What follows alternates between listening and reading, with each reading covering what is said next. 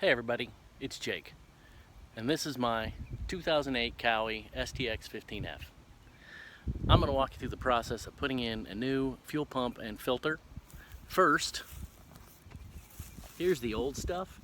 As you can see, that old fuel pump was heavily corroded. I've actually cleaned that up a lot because I had to put it back in the tank for a while. It was a lot worse than that. I didn't think about making a video until I had all the old parts removed, but I did have a few pictures so I could remember how it went back together. These installation videos show how most of the parts go in, and they come out pretty much the same. After you remove the glove box, it's pretty easy to get at the fuel tank. Remove the fuel lines from the top of the pump and the hose clamps, and the pump lifts right out.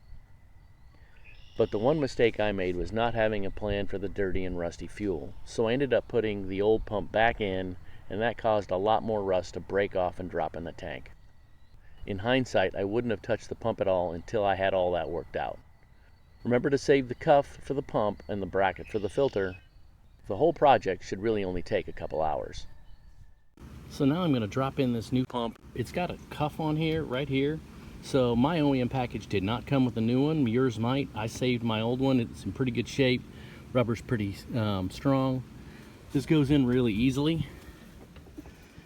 You just sort of drop the filler bag and orient it just like that.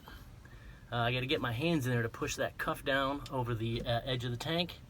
I'll show you a picture of what that looks like when I'm done.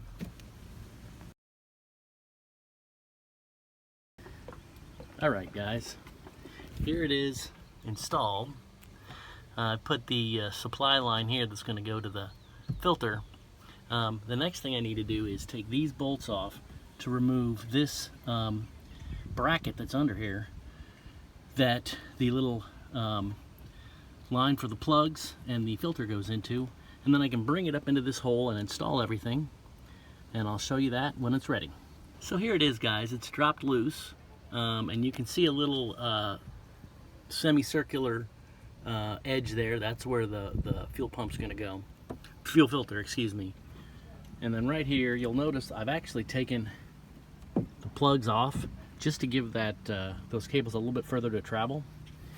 One more piece you need to save from your disassembly is this bracket. Snaps onto the filter. I'll show you when it's all put together, but it's pretty quick. Okay, it takes some work, but you can get it rotated around so that those bolt holes are facing up to get those 10mm hex nuts in, and now the whole thing needs to be turned around and pulled underneath and mounted here. It's actually pretty easy once you get one of them going. So that is really the most challenging bit on here, is getting that in and getting it down.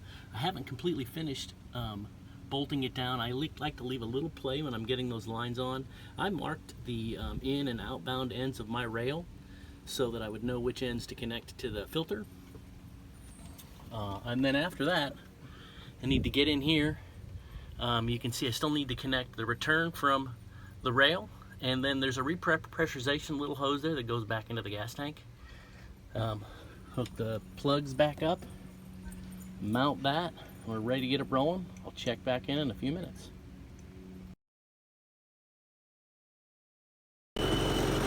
And there we are, running nice. Beeping at me because I only put about 3 gallons of gas in there, and the Kawi fuel sensors are notoriously picky about getting close to E, so I'm going to turn it off here after I've let it run for a little bit. It's idling nice and smooth.